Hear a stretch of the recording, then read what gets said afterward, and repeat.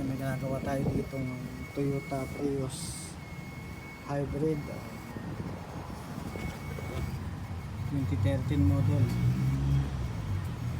Ang naging problema niya ay walang preno, matigas. Ngayon, in-scan ko, ang lumabas ay pump relay saka yung accumulator low pressure.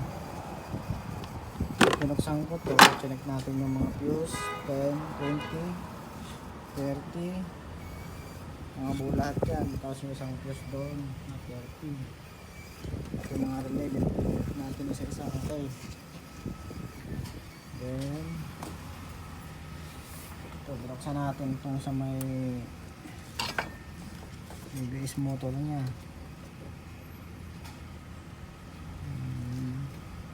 Tanggal natin yan. Okay, may supply.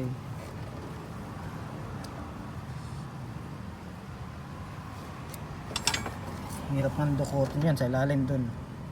Kala yung ginawa ko, tinaktak ko yung motor dun. Ayun, gumana. So confirm na ang problema nito is ABS motor. Yun lang. Tayo ng kayasa nito.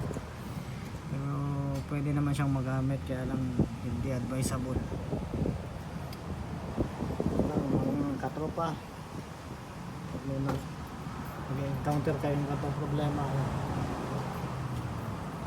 unahin nyo muna yung fuse doon. And kapag okay lahat, diretso na kayo doon sa ABS.